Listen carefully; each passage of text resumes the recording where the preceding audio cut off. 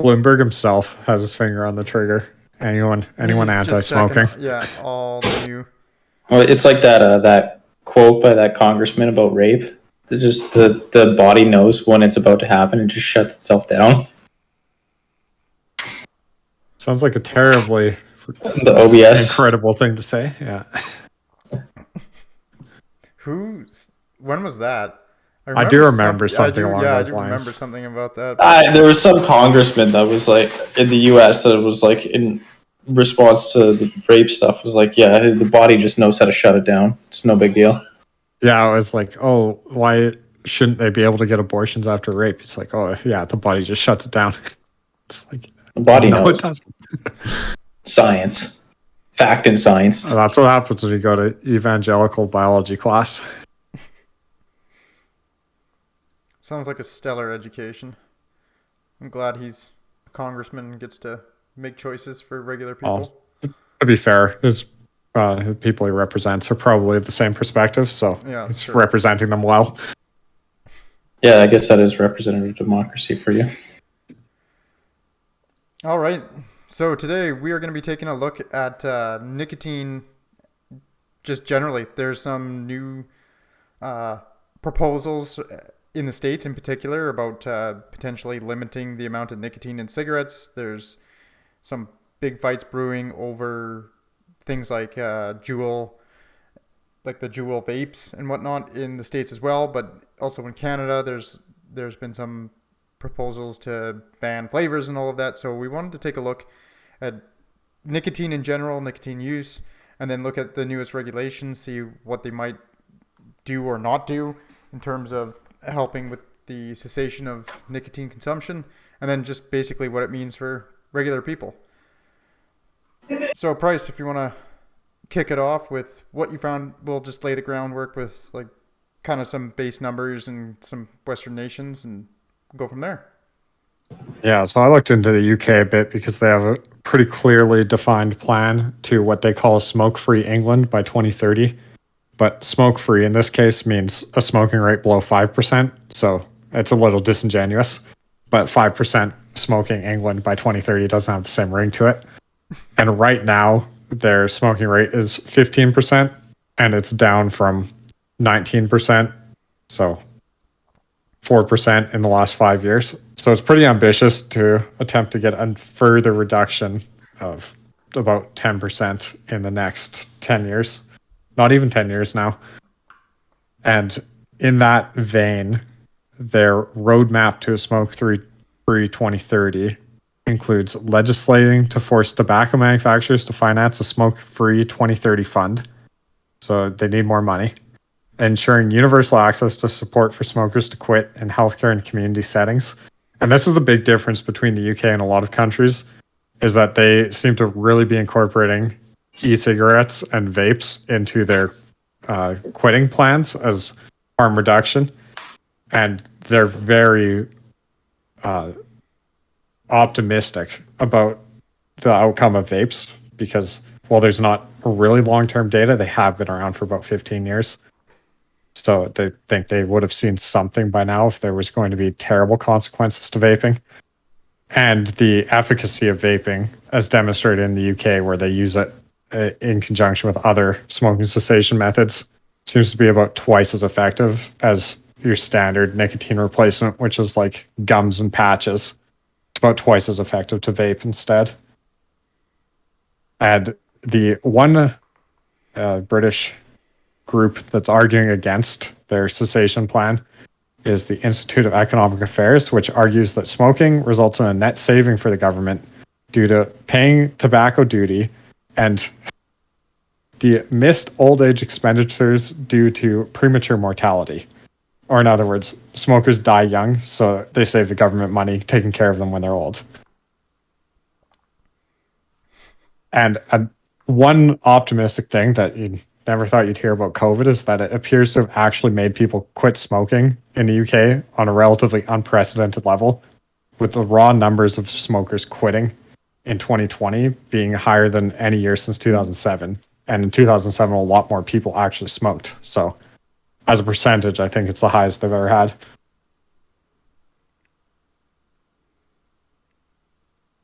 Was there That's any all I've real really got link on the between UK. like COVID and tobacco use and elevated rates of death?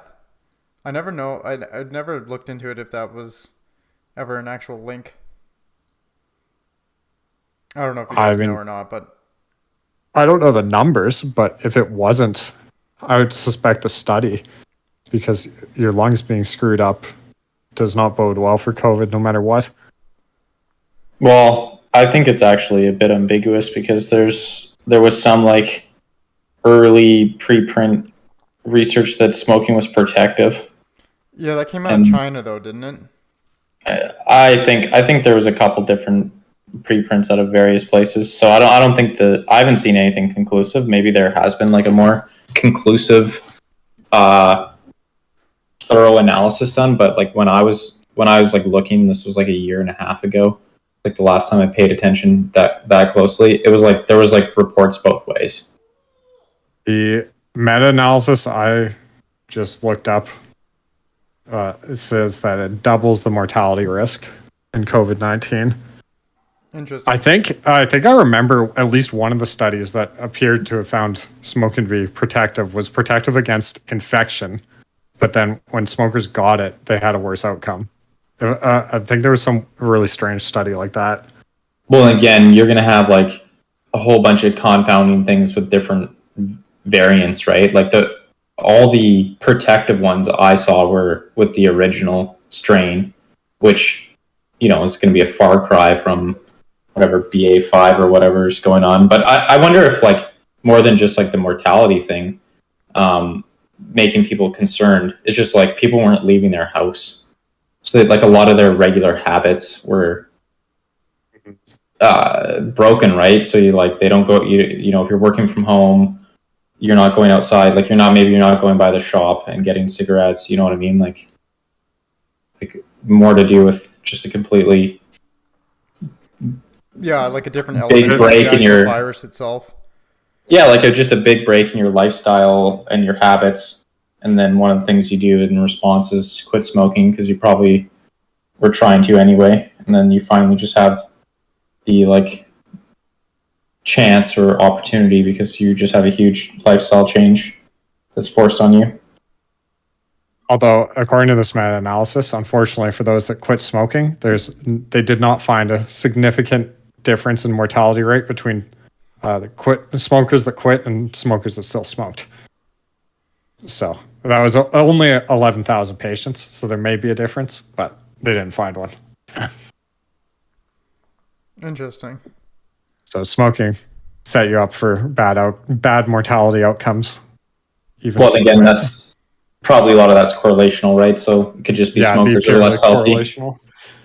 Smokers are less healthy overall, right? So maybe it's just there's a correlation with smoking and obesity, and it's really obesity that's and lower income. Yeah, exactly. So it smoking might not be the causal mechanism in that. It might just be a signal of something else going on.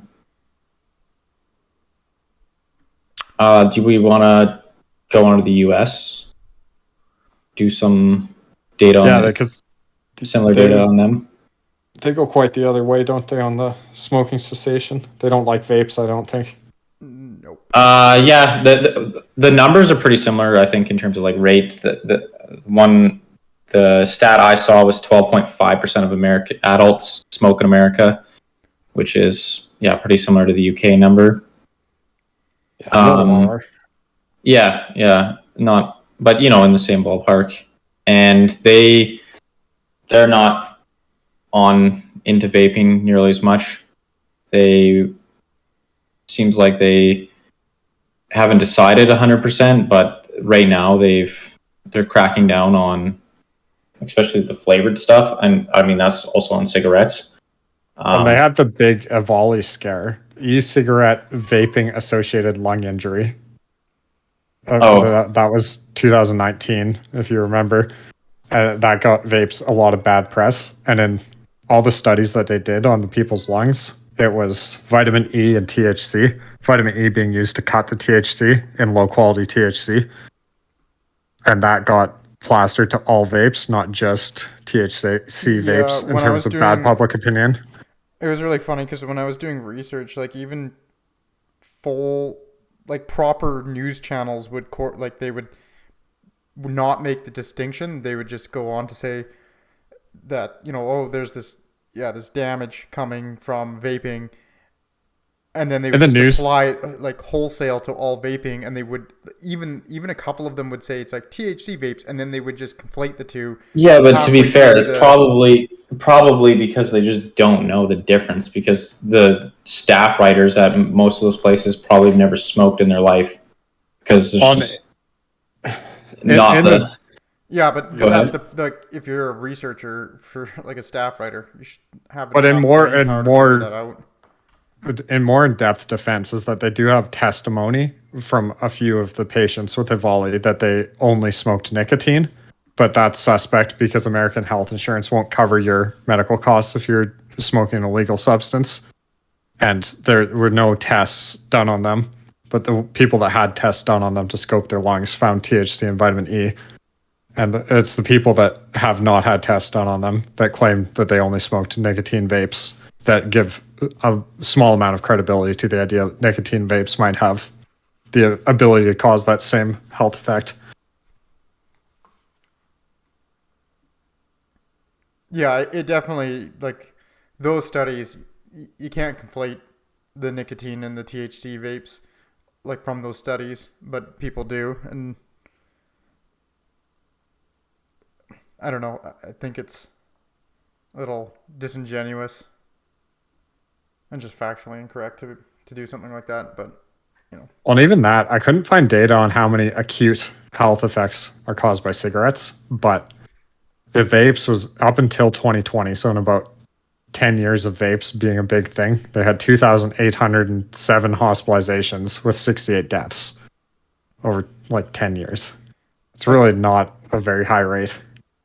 Yeah, especially given the numbers of people that actually have tried or consistently vape. So I do think it's probably easier to give yourself something like nicotine poisoning just because you can hit a vape literally all day. I think a cigarette, you would, if you're chaining that hard with cigarettes, you might just start puking before you get to a point where you might poison yourself. So, well, I think the big thing I saw in looking at the US, like in terms of vaping, is it's a think of the kids situation. Yeah, with that's where what I've seen too. And they they first cracked down on candy and fruit flavors. That was I think 2019. They banned all the candy and fruit flavors from vaping products. And now they're trying to ban tobacco and menthol flavored vaping products, and that would be basically Juul, which is over 50% of the vaping market in the US. That would be the death blow for them and completely shut them out. And the FDA, this is the FDA doing this. Their big reasoning is that Juul is essentially targeting children with their marketing and their advertising, and it gets kids into using nicotine products, which then leads to cigarettes and other stuff. And vaping, they just don't know the long-term health consequences of vaping either, so they're not particularly happy with kids vaping, even if they don't start smoking. So it just seems like the FDA is intent on completely killing vaping as much as they can.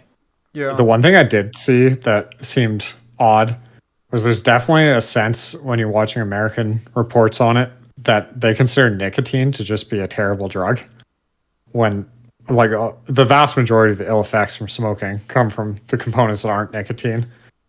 Nicotine is a relatively safe psychostimulant, as far as I was able to tell.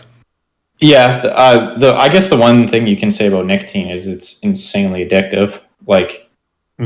Even in relation to other drugs, it's up there with cocaine and stuff like that for addictive tendencies. So it's very hard for people to quit once they've started, which is definitely worth considering. That it's the chemical dependency that it creates is really strong.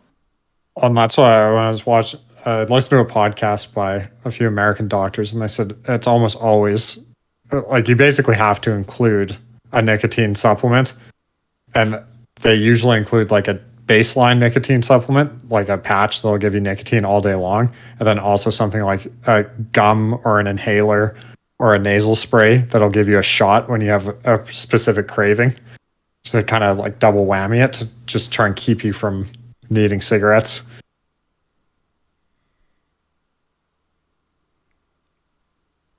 Yeah, and I mean, on the nicotine thing, the FDA is trying to basically take nicotine out of cigarettes. So there's also proposed rules coming that's supposed to come into effect in the next year that would bring the amount of nicotine in cigarettes down to minimal or like minimal levels that are considered non-addictive. So it would be so small that you basically wouldn't get an effect out of it. And so I think that goes along with just the FDA is trying to find ways to make cigarettes as unappealing as possible without just outright banning cigarettes. And another thing that like points towards that being their strategy, I guess, is even in 2019 they banned menthol cigarettes, and the information on the menthol cigarettes, why they are considered, I guess, worth banning, is because like it has like a cooling, relaxing effect that cuts like the smoke, like the harshness of the smoke. So people that maybe wouldn't be very attracted to regular cigarette smoking actually don't mind menthols because they have that counteracting effect. I have a great anecdote from a cigarette chain smoker who's told me that once you're 11 or 12 cigarettes in, your throat's starting to feel a bit bad, you take a menthol, soothe yourself out, and keep going. And it's 100% like the sensation that they're going for, right? Is like a nice soothing cutting down of the harshness. And the one interesting thing about menthols that I saw this was the New York Times reporting, and they put a big emphasis on it, is the difference between white and black smokers in the US and menthols. Apparently 85% of black smokers smoked menthols and only 29% of white smokers smoked menthols. So like there was actually, it was kind of funny. There was basically advocates on both sides of the equation saying that banning menthols is a good thing because it'll help save more black lives, because it'll cut down smoking more in the black community. So it's like a good thing. And then Al Sharpton was saying that it's basically like an attempt to criminalize black smoking, and blacks would start to jerry-rig their own menthols and buy illegal source menthols. But I think Al Sharpton, as usual, is just a slimeball. His foundation receives big contributions from Reynolds, one of the largest cigarette companies. And furthermore, the FDA explicitly said that they would not be targeting anyone who uses or possesses menthols. So like the black community, they could have menthols all they want. There's not going to be any legal repercussions. So it's just be whoever was bringing them into the United States would be in trouble. Exactly. Like it'd not be illegal to have menthols. It'd just be illegal to distribute them as a tobacco company. So it's just complete non-starter complaints. But go ahead. Canada's had that for a long time now, like 7 years maybe, at least, on menthol cigarettes. Like you can have them and smoke them, but you can't sell them. Well, that was actually part of the FDA's justification for banning menthols, was the Canada menthol ban, which was started in 2015 and made federal in 2017.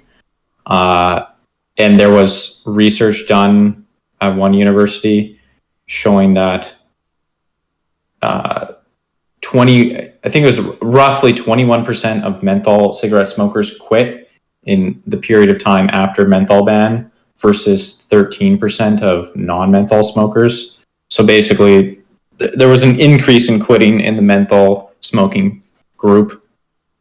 So they theorized, the FDA theorized that you'd see the same in the US, and so you'd have larger than average amount of quitters once you got menthols off the market, because that the menthol only group, there'd be a good chunk of them that wouldn't substitute into regular cigarettes, and they'd quit at a higher rate. So I don't think the US, I didn't see any research that has followed up on the US, but it was like so recent, there probably won't be for a while. But at least, because you got to give them a few years to relapse or not. yeah, exactly. So, but I'd imagine there'll be information coming out on that in the next 2-3 years. But yeah, in Canada, they've already done the research. It does seem like it did kind of do what they intended, which was just increase quits. Yeah. Yeah, speaking of Canada, I got some quick stats to go over there. And then we can move on to some extra stuff there. Canada's pretty similar to like the UK and the US. Like we're actually down, daily smokers are down from 14% to 10% in 2019. So like generally speaking, I think our rates are a bit better in Canada. Not that's really quite low. sure why, but it's probably something to do with taxes. My guess. It's probably population too, because we have such an urbanized population. I'm sure rates of smoking in urban centers are lower. Yeah, because it does correlate with, I haven't seen anything about that directly, but it certainly correlates with socioeconomic class. Like there's higher rates in the lowest. I guess, socioeconomic because class by quite a bit. some of the American urban centers have like what they call the fourth world status, where it's probably an inverse, and they have really high smoking because of socioeconomics. So there's a combination there. Yeah, there's huge chunks of the cities that are poor, right? So, one of the interesting things is that Canada actually started collecting some data on, like, they don't do as much like group breakdowns as the States does for some things, but in this one that they did, they found like a couple of things I found really interesting is, like the LGBT community has like a lot higher smoking rate, like in young adults. So that's like 19 through 20 or 20 through 24 around there. Like that's quite a bit higher. It's like 35% of them smoke versus 23% in the hetero group. Well, to throw into that stat, smoking, I learned in this research, cigarettes have a antidepressant effect. So there could be a sort of self-medication going on. That's one of the things they actually theorized, is that it was like a self-medication to, deal with any sort of issues in terms of like coming out and the challenges that they face with family and things like that. Though the stat that I found like even worse though is the First Nations, like natives in Canada, have like the worst rates. It's 40% of all First Nation adults smoke daily. Like not like, smoke on occasion, they're daily smokers. Like that's a wild stat. I would think most smokers smoke daily, at least in my experience. I would say that because they also do the ones like, oh, when I go out on the weekend and I, like I smoke when I drink type thing, right? Mm-hmm. Because there is certainly a decent chunk of people, like I wouldn't call it like... It's probably bimodal distribution. That's a good way to put it. There's like those two archetypes of smokers. There's a type that smokes like once every couple months, or like once a month or a couple times a month, like very infrequently. And then there's probably people that smoke daily. There's probably not a lot of people that smoke like every 2 days. Like it's probably like... I was listening to Wednesday. Podcasts. I was listening to Rogan, and he said that he'll have a cigarette before he goes out on stage, and it's the only time he smokes cigarettes. He said that sometimes he'll smoke one cigarette before he goes out on stage because he feels it just gets him into the groove. Well, like due to the stimulant nature of it. I was just, this is a hardcore health fanatic, and he'll do that. Well, I mean, he's not that much of a health fanatic is a bold statement on someone who smokes, drinks. Yeah, that's does true. He does random HGH just to be jacked still. Like, I guess he's healthy-ish. He's not a health... Yeah, it's true. He's not a complete health nut, but he's certainly healthier than most people. But he's not min-maxing that particular He's not Andrew Endeavor. Huberman. But yeah, like that's kind of fits into that bimodal, right? Like, smokes probably a couple times a month before a big show. Yeah, I think it's like you're either addicted and you smoke every day, or you're not addicted and you smoke like on occasion. Which, I mean, I think it's probably even like more stark than like drinking. Yeah, I know in my industry, I'd say my coworkers, it's about 80% smoking rate, and all of them would smoke at least a pack a day. Yeah, when I worked in like resource extraction, it was like that as well. It was just like tons of pack a day smokers, including myself. I don't hear so much about, like, when you talk to your parents about smoking and stuff, they always remember their parents or their uncles who smoked 2 or 3 packs a day in the heyday. And I don't really see that very It's often just too expensive anymore. in Canada. It's so Yeah. expensive. Yeah, I was it's gonna like say $20 this. a pack now. You also talk to your parents, and gas wasn't $2.50 a fucking liter. So There's all these Except people. for maybe I work with 1970. them. They're like, I should have stopped smoking when it was $5 a pack or $10 a pack. No, you should have Now just it's smoked over more 20. then. Got a good bang for your buck. yeah, should have stocked up when it was $5 a pack. Yeah, Inflation Well, you have hedge. to stock up now before it hits 50 a pack. it's a very common illegal item, which I'd be interested to see in the States because there's such a large market if they try to go through with this nicotine ban. Because illegal cigarettes are already an enormous black market item because of the heavy duties imposed by almost every country. Yeah, it was really funny. I was at one of the jobs I worked, I was talking to one of the guys there, and he would have like illegally imported cigarettes, and he's like, it's not that hard. He's like, you just need to know one dude, like one contact in China, and they can set you up with a full blown like production, everything. They'll ship it over to you. They'll smuggle it. He's like, you just need like a couple $1 million buy-in to get all of the contracts, and he's like, they'll do that. Because he's like, I was thinking of doing it, but I don't have a couple $1 million. I was like, you shouldn't tell me this, man. But he's like, it's not. That sounds so sketchy. Like, how are you going to front a couple $1 million for some illegal cigarettes? Like, well, like it just like it's such a huge thing, and like because I guess like he and his buddies were looking into it because they were sick and tired of the cost, and they were buying illegal cigarettes anyway. And I guess they got to talking to the supplier who would sell it to them. It's like such a man thing. Yeah. Like, Well, we could just get a couple $1 million and we could import illegal cigarettes. It's like, how much you have to smoke to make your money back on a couple $1 million? No, they were because they wanted to make money on it, obviously. Weak mindset. But they were just pissed off, right? Like they're just that type. He was that type of personality, like extremely authority, right? And just really angry that the government would tax him for anything. So, like, if you got the boys together, you probably only need to smoke like maybe 50 to 80,000 packs of cigarettes to make it worthwhile. Gotta know a lot of boys. well, I wonder if we're gonna get like illegal tobacco grow ups popping up. It's gonna be like, Oh yeah, I heard apparently you can genetically modify tomatoes to have nicotine in the leaves, or like they already have a small amount, and you can increase that. So then It's you a can fucking go. Simpsons sketch. Then you can go big brain, and you can have tomato farms that also double as Tobacco. illegal That's tobacco literally production. a Simpsons sketch. Oh yeah, Simpsons did it. Yeah, yeah. exactly. That's how you know it's going to happen in real life. Yeah. Well, I was just gonna say in Canada and the US, the other like cheat code is that native reservations don't have a lot of the taxes. Mhm. So that also might impact the smoking rates. It's like, Oh, for sure. They don't have the ill effect or the depressing effect of costs, extreme cost. yeah, not to nearly the same extent. I actually don't know like the actual percentages, but I think it's like at least half the cost. Yeah, it's somewhere between Canada. half and a quarter. Of Oh the yeah. cost. Yeah. There was a couple native guys that I'd work with, and they'd always bring a bunch of. They called them res cigarettes, and they'd bring a bunch of them, just sell them to the guys. Not.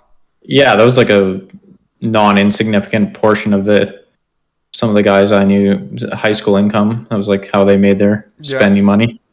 Yeah. flip cigarettes. Yeah, I had a couple of the guys I went to high school that did that as well. That's an interesting point with high school, because it does come out in the data that with cigarettes, almost everyone who's addicted to cigarettes started in their youth, their middle school, high school years. Well, that kind of like And goes into vaping too. I think that is well, that's what they're worried people- about with vaping, is that it's going to have the same sort of, like, I think basically the theory is that if you don't vape and you don't smoke in your teenage years, you probably won't ever get addicted, even if you do it occasionally. That'd be my guess on like the upper level theory behind why you want to avoid at all costs people using nicotine in their teenage years. I could see that actually, like potentially being true, like that theory. Like if it does have an impact on the way you develop in those years. But yeah, that's it all. That's all I had for Canada. There were some more stats that came out of that, like just from a huge study done in Canada, or like a huge research paper. But so The only other, I also just like the one other place I touched on was New Zealand, because they're the jurisdiction that was like proposing the outright ban on all tobacco products. I guess all tobacco and nicotine products for anyone born after 2008. And yeah, so you could never get them, like you could never purchase them as a adult. It just Well, just seems be so wild. yes, a very strange thing to like way to go about it, but that's their strategy. That seems to be that they're going to go forward with this, and that'll be their strategy. Is they'll just phase out being able to buy it based on age. The thing I don't, Oh, go ahead. I don't get is obviously people bootleg to get them when they're in their youth anyway. So like, does New Zealand have a strategy for that?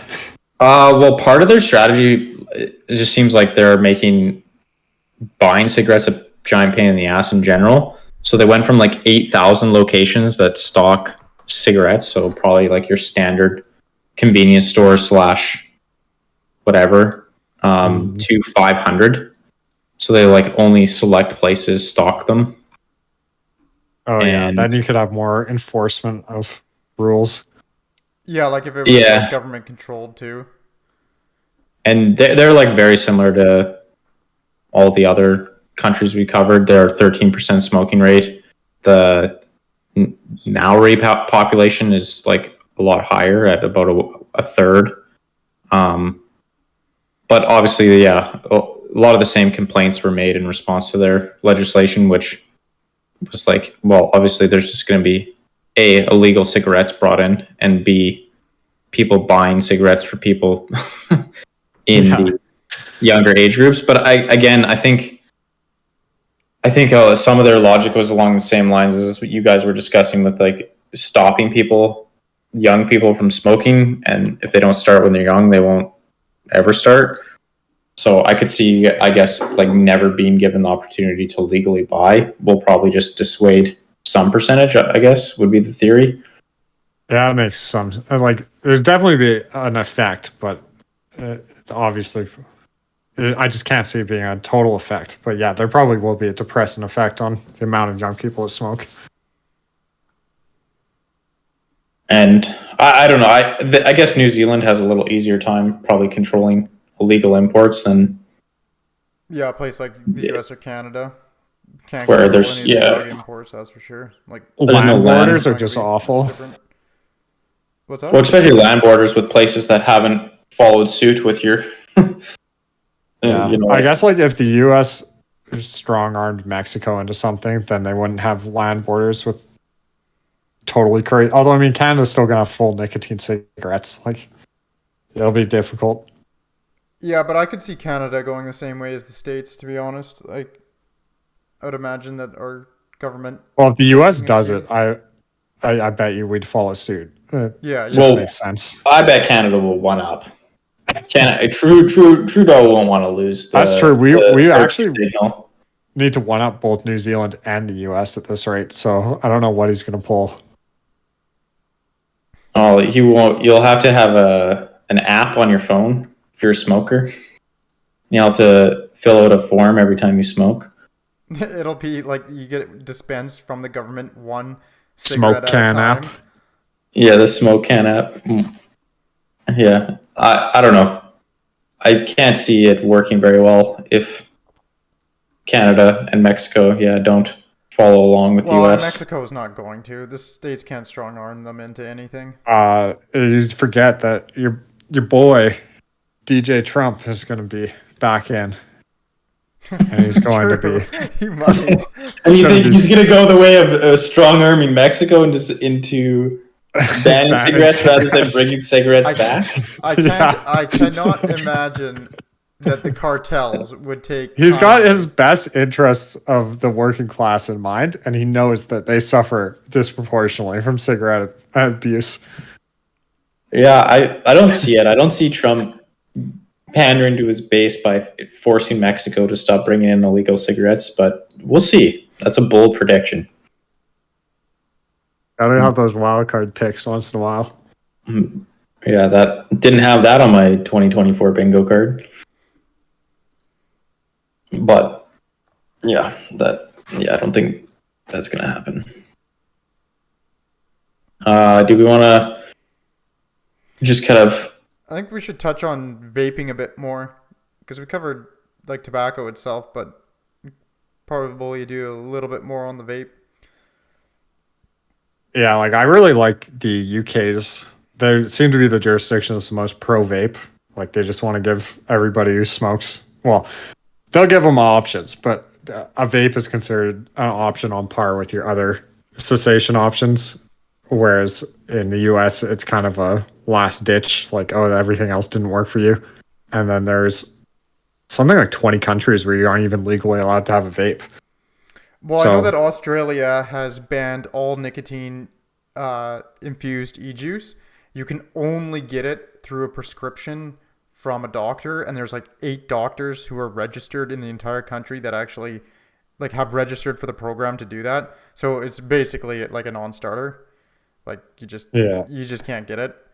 I do find it a little odd since like from the research that has come out, it does seem like vaping is a fair bit healthier. It still obviously needs another 20 years or so to actually, or probably more like 30 or 40 years to really see. I saw in the UK they're ballparking it, and I mean this is not hard evidence because as you're saying they're on 40 years, but they're ballparking it like 95% less harm than a cigarette, which is probably just based on the chemical content, which sounds about right when you look at it. Has like 1% of the harmful chemicals. Like the harmful chemicals it does have, it has at a rate of 1% of what's in a cigarette. And it's interesting because like the States and Canada have really just taken like and Australia and others, they really seem to hate vapes and do not see it as a good option. Like I was reading some comments by one of like the top, I don't know exactly what her position was, but she runs one of the top like anti-nicotine charities or like NGOs, I guess, in the States. And she pretty much said like there's no research that shows that vapes are any better than getting people to smoke than any of the other options. Like just use those.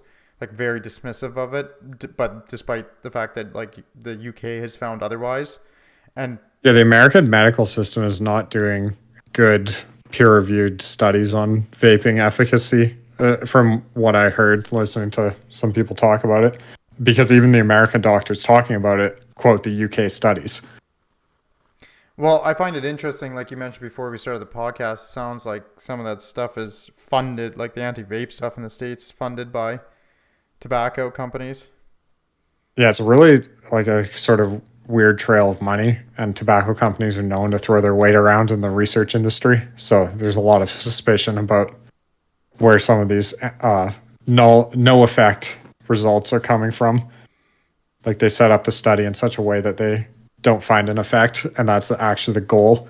Is, oh look, the vaping doesn't help. Like vaping's not good for anything.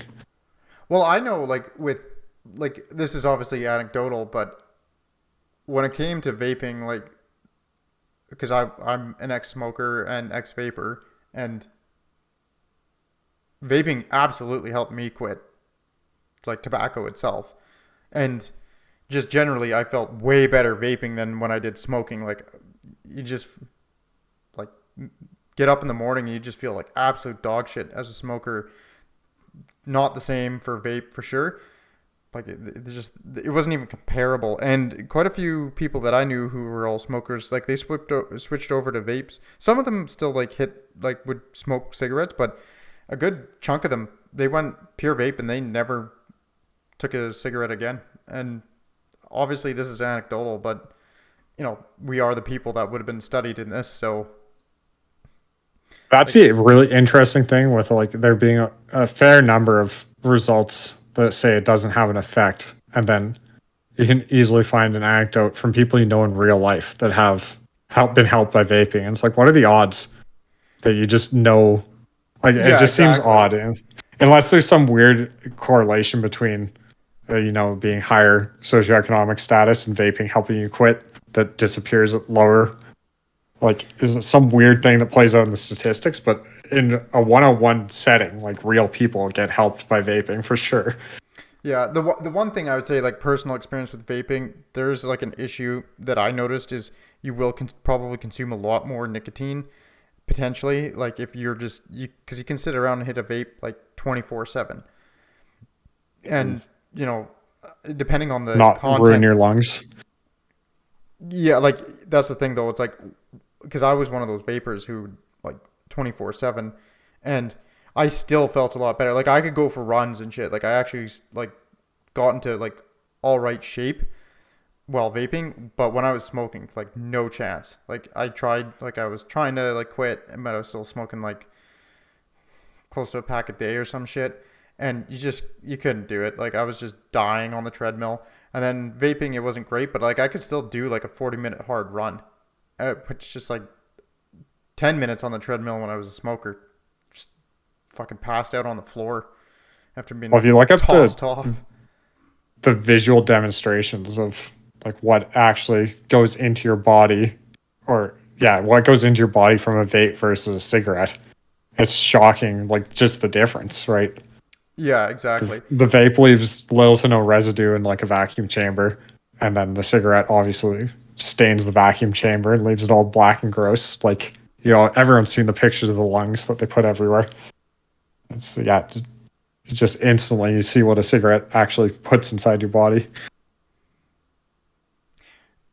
Yeah, like I do find it like just like from personal experience, I just find it so weird that Canada, like all these other countries, Australia, like they do not want this as an option. I would say, like, I think it is like, it's like, but what about the children, like Hubbard said? Because like looking at the data from Canada, it's certainly like quite a few kids have tried it and they seem to get sucked into it. And you can see that kind of like adults, like in the like 30 age bracket and up, like they don't, like it's much lower. The vaping rates are way lower. But then when you look at the kids, like they're clearly taking to that like far more than tobacco, at least from the data that they have so far. Even in the UK though, there's a ton of suspicion among adults about vaping. I think it's about half of UK smokers thought that vaping is just as bad for you as cigarettes. I saw that which is actually like an undue level of suspicion. Yeah, I saw that. I can't remember if that was American or Canadian data. Oh yeah, it's Canadian data. Like the majority of Canadians thought using a vaping device was either about as same, like, so 32% of Canadians said that vaping is as bad, like just as bad as cigarettes, or 28, and then another 28% they didn't know. So like it's still a very large, like a third of the population thinks it's basically the same, and then another roughly just under 30% or just under a third think it's like they're not sure, which like if you pressed them on it, they probably would, I don't know which way they'd go, but like those undecideds would probably like at least bolster the claims of people trying to get rid of them, right? It's like, oh, I don't know, so maybe it'd be good to get rid of it, right? Well, when you look at kids, especially kids that are going to be taking in nicotine, they're obviously going to have a higher tolerance for risk than your average adult. Like they're not going to be worried if they think this is worse for you than a cigarette or the same as a cigarette. And then the other thing I saw was that most at this point, most kids that vape also have smoked cigarettes. Like, as most of them have done both. Yeah, They so didn't it's say like the whether one high-risk came kids. first or not, but it's like it's the same. It seems to be the same impulse that drives them to smoking. Well, some of the vaping, like anti-vaping stuff, seems a lot like the anti-marijuana stuff that was like a That's little a bit good point. in the, like the puritanical vein of the, like, especially America with like the idea of like gateway drug, that kind of thing. And Yeah, I that's think exactly the stuff they use for marijuana. and I think a lot of that comes from just like people who haven't used or even know people who use like vapes or whatever, right? Like if you're some pearl clutcher who doesn't know anyone that vapes, you know, you might just think, oh, like it looks like smoke, it smells like smoke or whatever. It has nicotine. It's basically the same thing Definitely as a doesn't smell cigarette. like Like, smoke. well, they don't know. Smells The like difference. sour crushed cherry. Yeah, exactly. Like it has a smell. tasty as It fuck. looks smoky. It has nicotine. There was that like I think you guys were the vitamin E. Yeah. Yeah, they got like exposed to that study, and then they think it's just killing all the kids. Yeah, so Even you though have it's like what, these. 60 deaths or something, which is pretty tiny. And I think a lot of those problems came from like, like the unregulated nature of vaping. Like, because you could buy like these absolute sketch bag vapes from the like convenience stores and gas stations that probably just had like gasoline instead of fucking like the PG and VG. Like I can't remember the actual terms. Those are like the two delivery mechanisms for vape. They're the things that actually like deliver the nicotine and then produce the cloud. Because pure nicotine, you can't vape it. It doesn't work that way.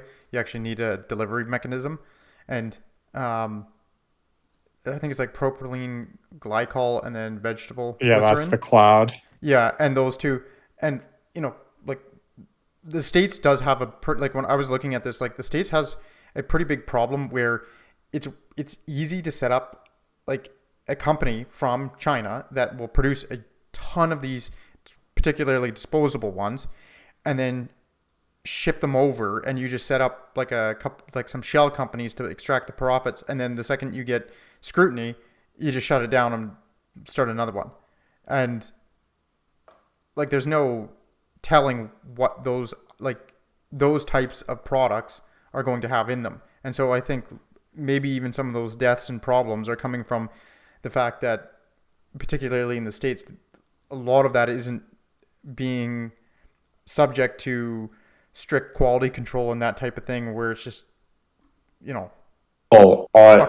is now. Like it's yeah, all now it's the getting tobacco better. vapes are under FDA, but I mean, again, even there, like a lot of those were weed vapes it was used for weed, right? And again, I think it comes back to like people just, like people that don't understand the thing because they never use it, or they don't even know people that use it.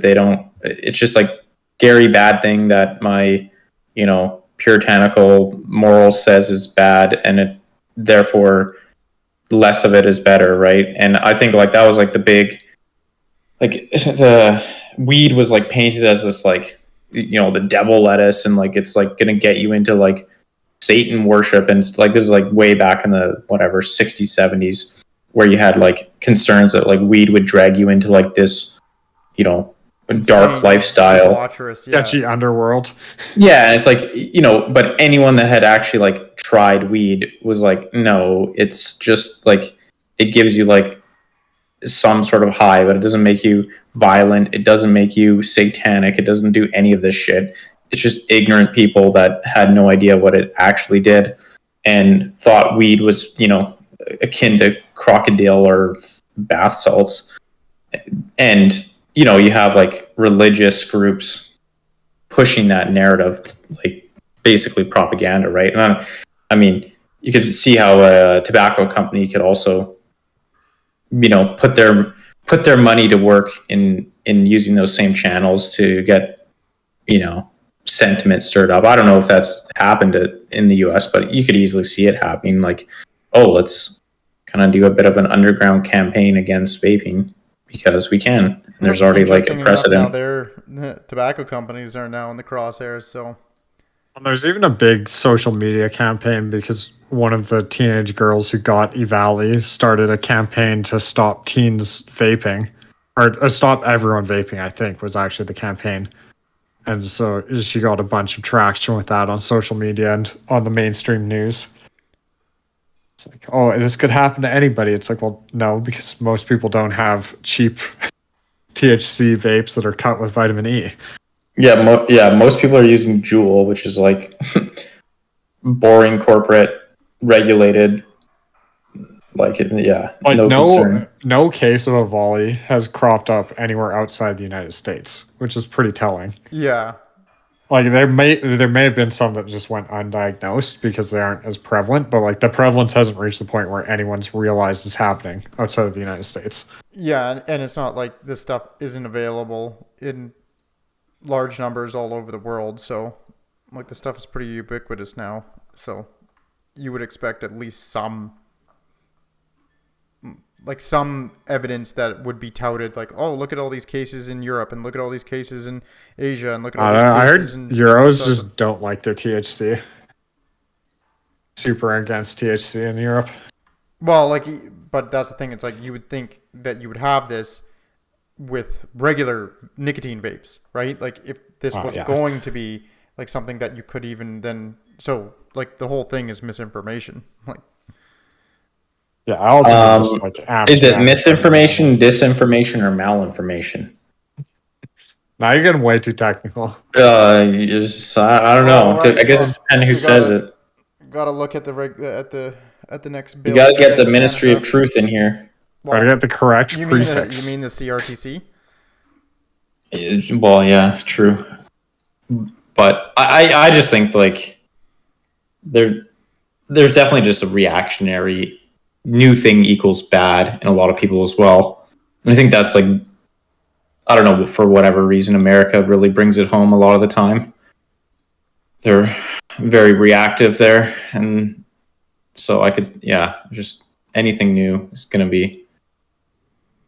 Yeah, you don't see the same freak out over obesity, despite it being so much worse, given its prevalence, and just like the negative outcomes of it comparatively. It's because everyone's obese these days. Yeah, well, and that's I think exactly it. It's like, well, let's just sweep this one under the rug because we can't deal with it, because that would require people feel too bad talking about it. Yeah, exactly. I don't want to discuss the fact that I'm going to be dead at even, if you were healthy, other than smoking, you were very healthy, which obviously is not going to be that healthy, but you weren't overweight, you ate really well, you did exercise, you'd probably still live longer than a lot of the like morbidly obese people and have a better like quality of life.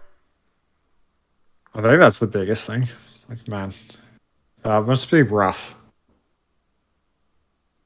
Well, I mean, yeah, smoking or obesity is pretty hard call, but. Oh man, I did both. So. Oh, it's just like smoking. You could see like your intellect would still be there. Oh, I mean, your intellect would maybe be there when you're morbidly obese, but you're just gonna be so affected in terms of lifestyle. I don't know. Obviously, both are to be avoided.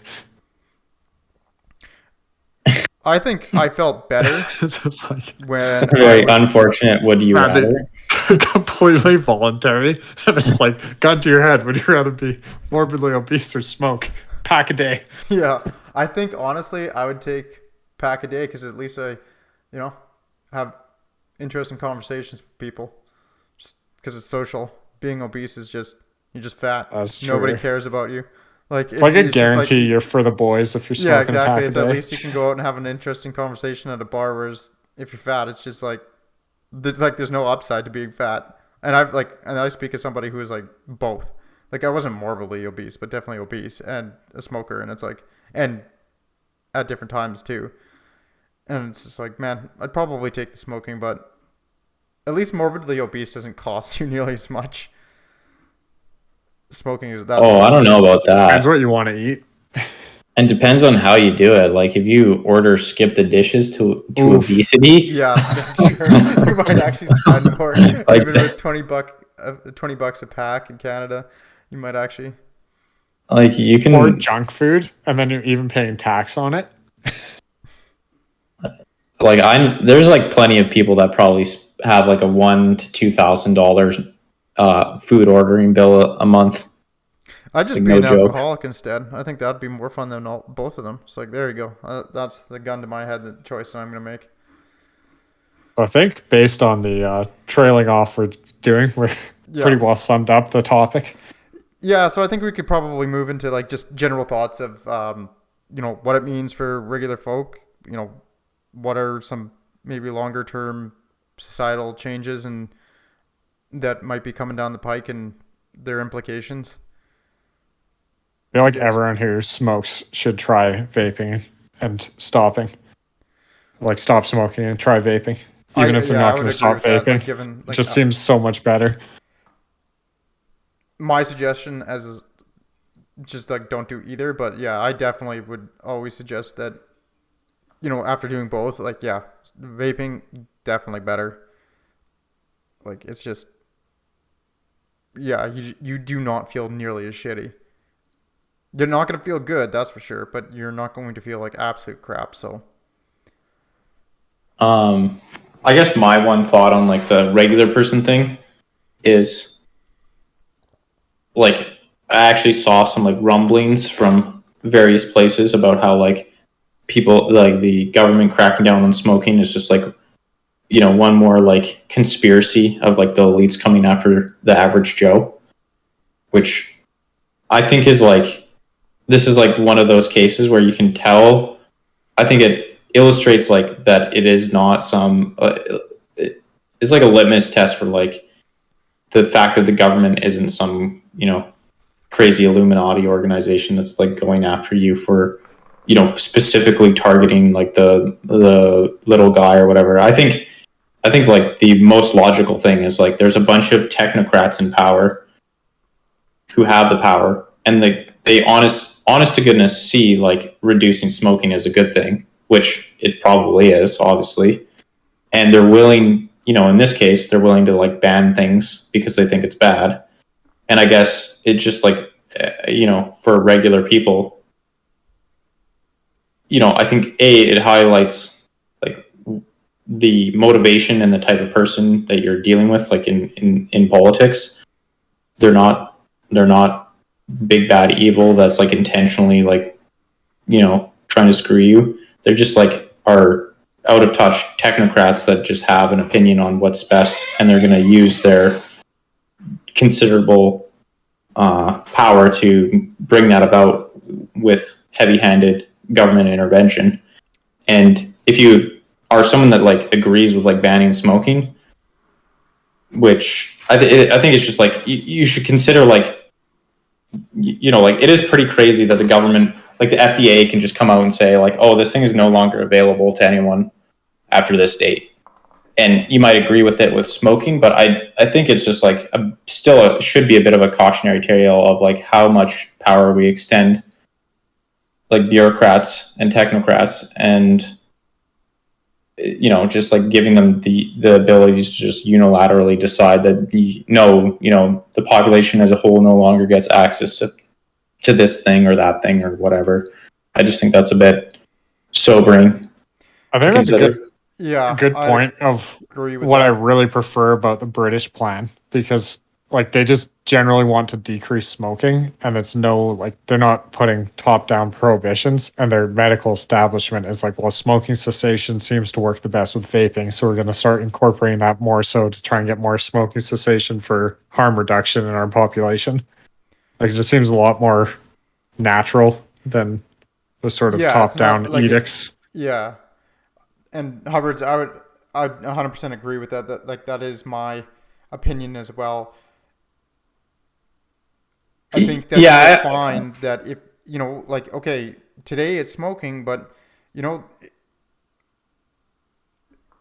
tomorrow it might be something else that you actually Tomorrow like it's and that's alcohol. not, well, you never. I don't think Bill Gates alcohol. did a study, and it said no amount of alcohol is safe until you're old. And then you can have a small bit. Yeah, well, you jest, but I do think that this actually kind of does lead in that direction where it's a government official saying, well, I don't like it. The data says it's clear that it's not good for you. Therefore, you don't get to do it anymore. No matter, like, there are going to be no circumstances in which you can do it. It's not like you're just banning like smoking in public or something like that. Totally reasonable. You can still access it. What it is really removing people's ability to make their own choices. And they're saying, we don't think that you're smart enough, or that you basically lack the proper decision-making abilities. And so we are going to make it for you. And because it's for your own good. And I think that is quite dangerous, because the more and more that stuff does not stop. It just doesn't. And you can see that. Like, you can see like the progression of this over, the course of the last like 50, 60 years. And like, so many things are being restricted now. And as much as I think people should quit smoking and should not vape and all of that, like, I totally agree.